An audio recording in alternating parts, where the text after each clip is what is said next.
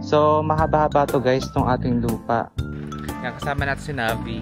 Guys, bali dito nakabili kami ng tig 300 square meters po na lupa. Guys, bali ito po yung ating salon. Gaya nga po na sinabi ko. Gusto ko na makita pag magkakadikita sila ng tatlo. Kasi po nag-post ako sa aming page na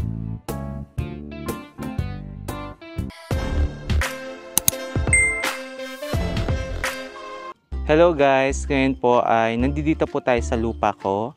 Nabili po natin, ito yung pangalawang lupa natin na napundar po. Bali yung laki po agad nito ha, 605 square meters. Ngayon kasama ko po si Bayaw dahil plano ko na nga po yan ipabakod. So nagulat po ako kasi 1 year ago na tayo bago tayo nakabalik, no Rog?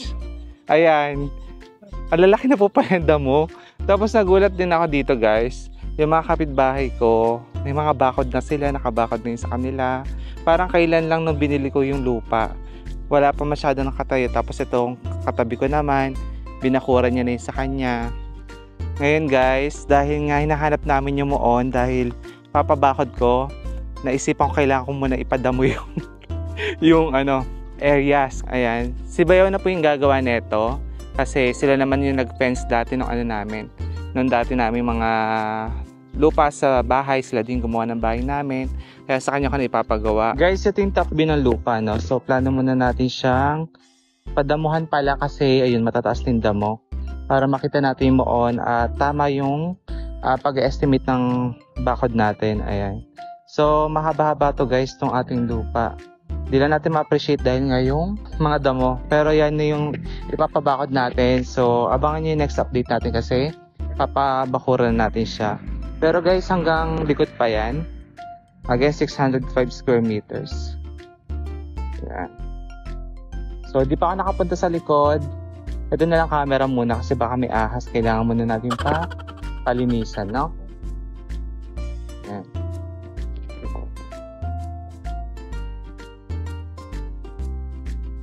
Guys, kasi yung munisipyo namin ng Florida, nilipat na dito malapit sa lupa. Kaya talagang nabili yung lupa, medyo mahal na yung presyo. Kasi nga, palipat na po dito yung mga business sector, ganon. Kaya okay pa din yung lupa na nabili po talaga. Pero, doon guys, kasi paggawaan ng hollow blocks yun, no? Yung dulo na yan, bali, dyan tayo bibili ng hollow blocks. Ayan, para mura dyan na tayo bibili. Hollow blocks na yan paggawaan. Guys, bali, yan, kasama natin si Navi. Bali, papakita ko naman sa inyo guys yung lupa natin dito sa Gutad, Florida Blanca. So, nag-invest po kami ni Rog dito ng 300 square meters po na lupa.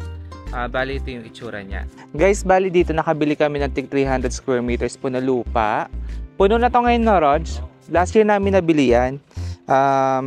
Dapat di ba magpapabakod ako guys, kaya lang yung budget ko, binili ko na lang ng lupa. Kasi sila ko natataas. Nung binili namin to guys, wala pang doon, bahay na nakatayo. Ayan, wala pa nakatayo, as in empty pa yan. Tapos ngayon meron na nagpatayo na bahay. So ayan guys, swerteng-swerte kami dito sa nabili namin na lupa dito. Kasi po malapit ito dun sa market. Kasi may tinayong market doon. Ngayon nade-develop na po yung market doon. Tapos sa highway, malapit din papuntang San Pedro, Florida Blanca, yan. Boundary siya ganon. Sa Lubao, boundary din siya ng Lubao, Florida Blanca. Saan ba banda sa'yo dito? Alam ko dito facing sa'yo. Ito. Guys, pakita ko lang sa inyo yung yung laki ng lupa na ito. Kasi sa akin guys, itong banda. Yung pinili kong pwesto guys, facing sa bukid. Kasi gusto ko, ayun, pagkakunwari talaga yumaman tayo ng sobra, pinagpala tayo lalo ng mas patindi pa ni Lord. Ayan, facing ako doon sa bukid, maganda yung view ko. Si Rog kasi ang maganda sa kanya. Eto guys, ayan, facing naman siya sa bukid din, pero kasi din sa kabila may daan palabas ng San Pedro. Eto kasi is yung akin kasi doon bukid, saka parang dead end na yun, no? Na Rog? Yan, sumasagot ang langit. Ibe-bless pa daw tayo. So ayan guys, ito yung magiging daan. Two-way naman yung original plan ng daan. Ayan, maluwag. Isa dito, isa pa dito. Kaya nagustuhan namin siya. Dito tayo sa kabilang side guys. Tapos ano to guys, ang nabili namin, free transfer of title na. Kaya lang alam ko, mabilis lang dito na ubos. Kasi nga, medyo mababa pa yung presyuhan nung nabili namin. Pero ngayon tumaas na siya guys. Kaya maganda talaga po mag-invest po ng lupa. Ayan, ito pa yung isa guys sa daan. Oh. Maluwag. Yan. Yung sa akin guys, dito siya facing. Yan. Dito banda facing. Dito yung napili ko kasi gusto ko ng hindi ako dinadaan-daan na masyado yung nasa middle part, ganyan. Gusto ko dito lang. Tapos may ganito may dian pa dito guys pag na-develop. Pagdating ng araw, ayan, labasan yan. Diyan. So, ayun guys, share ko lang sa inyo yung yung na-achieve natin kasi meron po tayong mga viewers na nagwa-wonder ano po yung nagpakapagod tayo, nagtatrabaho sa natin dinadala yung ating kinikita. So ako po, ayun, dinala po natin sa tama. In-invest ko po kasi you will never know kung hanggang kailan malakas po tayo at mas maganda po dalhin natin yung ating pinagkakitaan sa pang long term, ganon. So, kumbaga future isipin din natin, ganyan. So ayun guys, no, salamat po pala sa sa mga sumuportas po sa akin, sa amin ni Rog. Hindi po namin to pupundar ko hindi po kayo nagpagawa ng kortina sa amin. So ito po, halo-halo naman yan. Yung YouTube po, yung kortina, plus meron pa po sa investment na umiikot din po. Kaya, ayun, kaya at age of 33, ayun po, meron na tayo napundar po. Kaya thanks God talaga. Thank you Lord, abot kamay ang pangarap. Salamat sa itaas, no? Ngayon po next natin papakita yung salon. So meron po tayong salon, ang nagbabantay po doon or nagmamalis po ay mother ko po, no? So nag-open tayo ng salon, binili ko po ito na kompleto na, may mga tao na ganyan. Ngayon parang naman, hindi naman siya yung salon na talagang bongga, David salon, ganyan. It's a simple salon lang po. At least may passive income po monthly, may pumapasok, ganyan. So plano ko pa-renovate and plano ko rin po syempre i-share sa inyo, no? Ano po yung tsura nung salon natin. So doon po tayo next pumunta naman. Hello guys, kamusta? Ngayon po ay continue natin yung vlog. Papunta po tayo sa ating mini salon at start na po ng renovation niya. So papakita ko lang sa inyo yung before na itsura. Tapos, ayun po, pupunta tayo ng City Hardware at bibili tayo ng materyales kasi doon na lang mamimili kasi mas mura yung fluted nila. Although, pang accent lang naman, pero talaga mas matitibay kaya nag-iiba po yung mga presyo. Pero, yung pasok sa budget natin yung kay City Hardware na. So, tingin-tingin tayo doon, samahan niyo po ako. Tapos, ayan, punta muna tayo sa salon guys kasi ayun nga, halos kagigising ko lang din at tinitigaw na tayo sa dami nating ginagawa, no? Anyway, tara po, biyahe tayo. Guys, bali ito po yung ating salon. Gaya nga po na sinabi ko, maliit lamang po ito, no? So yung pangalan po niya is Y3 Beauty Salon. Yung Y po, pangalan po yun ng nanay ko, Yoli. Yung 3 po is consider as letter B, Billy po, no? So gaya po na sinabi ko, maliit lang talaga yung loob niya. Bali nabili ko po ito ng kompleto na yung gamit. Kaya lang po syempre may kalumaan na po, no? So para ma-improve lang po, ayan, paparenovate po natin ito kay Bayaw. Si Bayaw po kasi is, ayun na nga po, nag-home improvements na. Kaya, ito muna pinagawa ko bago natin ipa-fence yung ating lupa. So, ito po, kaya po mag-cater ng 2 to 3% po. Kasi ganun lang po talaga siya kalaki, no? So, ito, plano ko po magkaroon ng partition para po sa hugasan ng buhok or banlawan. And papaiba ko po yung interior paint. Simple renovation po, syempre, pero may improve, ganon yung gusto ko, no? So, again, abangan nyo po yung magiging project namin ni Bayaw para po dito sa ating mini salon. Guys, bali, galing na tayo sa salon. Ayun nga, binigyan natin ng stress yung sarili natin. Hindi, tawag dito, anting renovation lang gagawin natin guys kasi yun nga, parang ladybug yung loob, red, black, something, ganon. Babaguhin lang natin, la-lighter lang natin yung mga kulay ng pintura, mga white, ganyan, Tiffany blue. Tapos, yung storage area, importante. Magdadagdag tayo. Tapos, lessen ko yung mga mirror, shelves, kung pwede, hanggat maaari. Ayun. Tapos iniisip ko yung sofa soon. Yung upuan, palitan. Ayan. Onti-onti. Pero may papa-upholstery ako doon. Tapos, ayun guys, abangan nyo yung magiging itsura ng salon. Bali, pupunta lang ako ngayon ng ng City Hardware at bili tayo ng fluted panels, no? Kasi po mga ka-viewers, meron tayo dito City Hardware malapit sa Pampanga, which is located siya sa Lubao. Siguro mga 30 minutes away sa amin po, mga ganun, no? So update ko kayo pag nandun na tayo.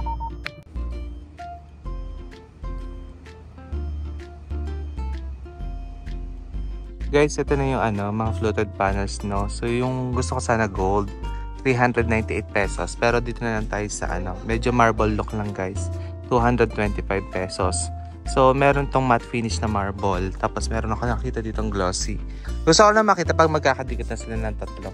Kasi baka sobrang busy naman nung pagka marble niya. Okay lang.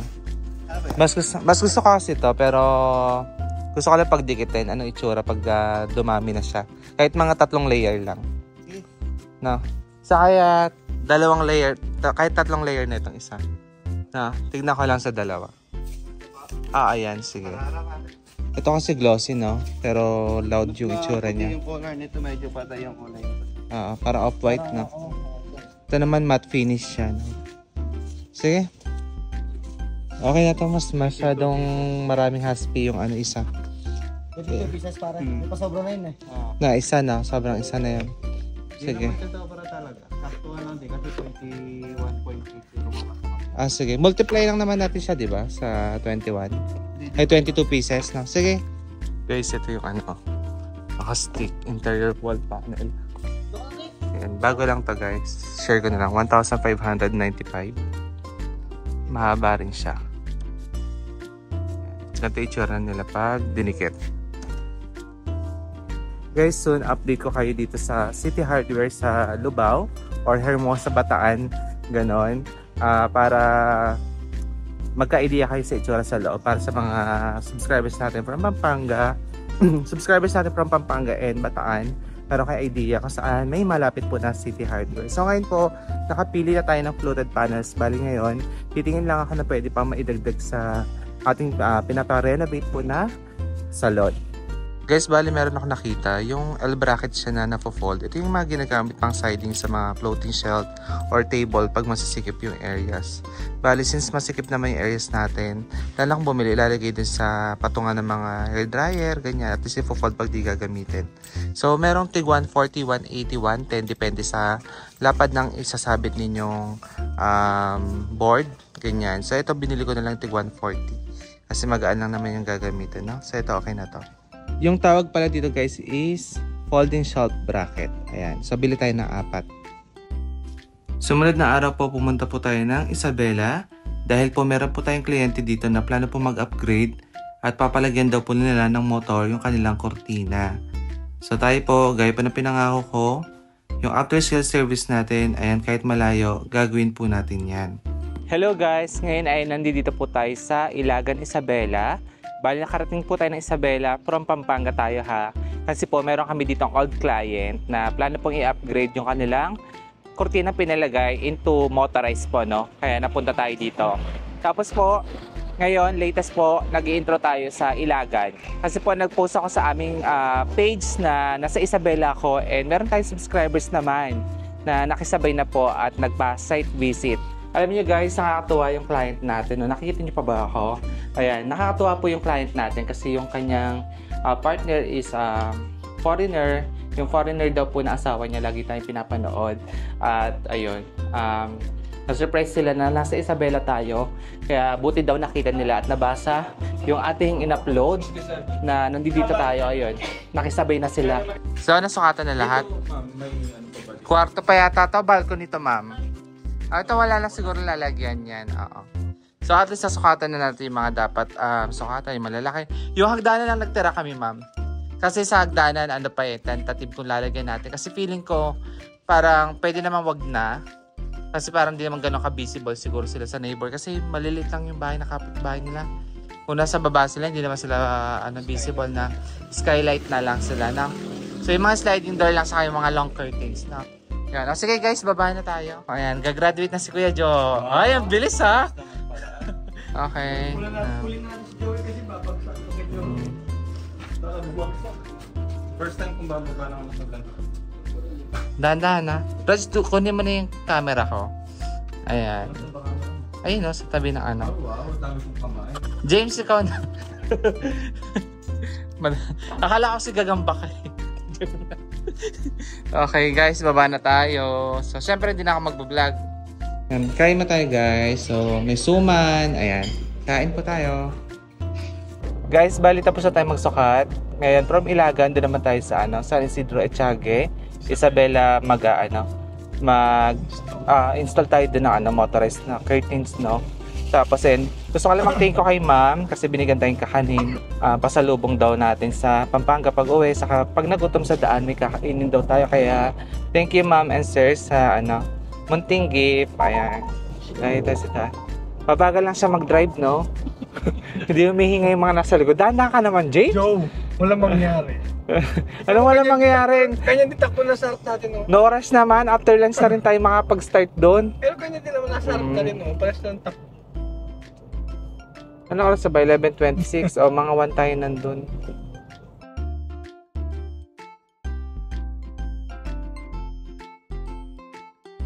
Hello mga ka-viewers, ngayon ay nandito na po tayo sa San Isidro, Isabela at ongoing po, inaayos po natin yung motorized curtains ni client. So ito pong cortina, last year po natin ito na ilagay, tapos ngayon po dahil po si client is plano na po mag-retire at mag-for good dito, ayun po, pinalagyan po nila ng motorized po yung kanilang linen dahil ngayon po may enjoy na nila dahil nga po dito na sila titira sa Pinas. Yung priority po ni client yung linen kasi gusto niya every morning, ayun, nakikita niya yung napakaganda niyang garden. Kaya po, pinalagyan niya ng motorized yan para less hassle. Tapos ito po yung cortina na nakabit natin last year.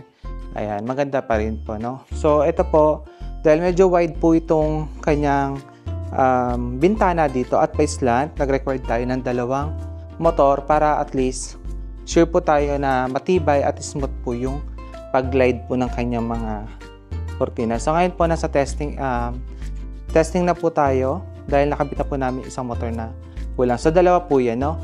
Ngayon kung plano nyo po magpalagay ng motor, i-assure nyo po na nasa 12 inches po yung curtain box. Ayan. 12 inches yung lapad, tapos 5 inches po yung depth. Tapos yung saksakan po ng motor, ayan, yung saksakan po ng motor nasa gilid po ng curtain box. Ayan, nakasaksak siya. Tapos ito pong motor, nakakaberan po yun ng fabric ng ating cortina kaya hindi po siya magiging visible, no? So, ganyan po yung itsura kung plano nyo po magpalagay sa amin ng motor. Guys, bali wala tayong dalang sewer. Plano ko sanang paayos yung ilalim para maganda yung length. Nagkataon kasi, ayun, yung motorized lang yung ating inayos dito. Pero pag meron tayong project ulit sa Isabela, ayusin natin yung pagkakatahi po ng ilalim dito para magandang tingnan.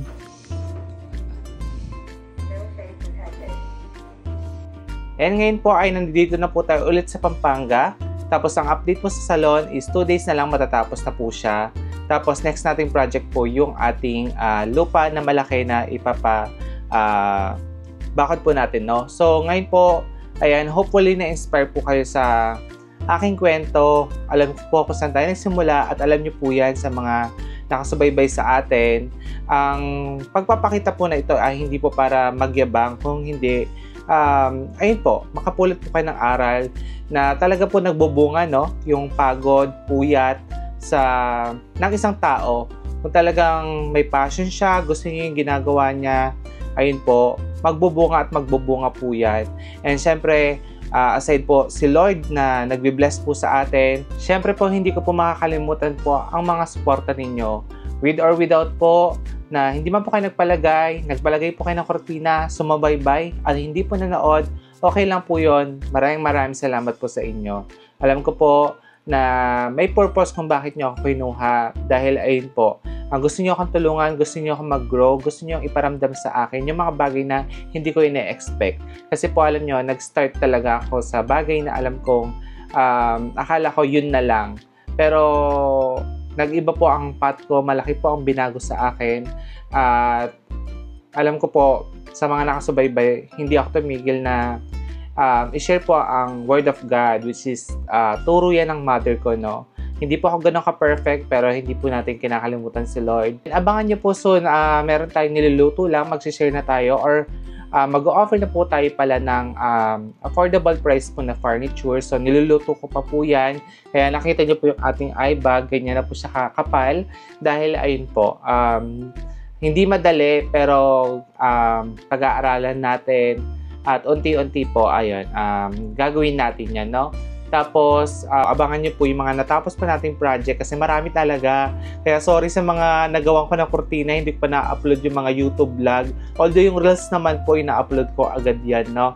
So again, kung nagustuhan nyo po yung gawa namin and plan nyo pong kunin yung serbisyo namin and kami po ang pasok sa panlasa po ninyo. Ayun po, mag-inquire lang po kayo sa aking Facebook, Billy Toledo Vlog. Pwede po kayo mag-follow dyan. Kulitin nyo lang po kami kung meron po kayo mga kailangan, mga questions, ganun suggestion. Pwede po kayo mag-message sa akin sa Facebook, no? So again, hanggang dito na lang po. Abangan nyo po yung part 2 para sa ating mga project. Again, maraming salamat po ulit sa pananood. Ingat kayo and God bless. Bye-bye!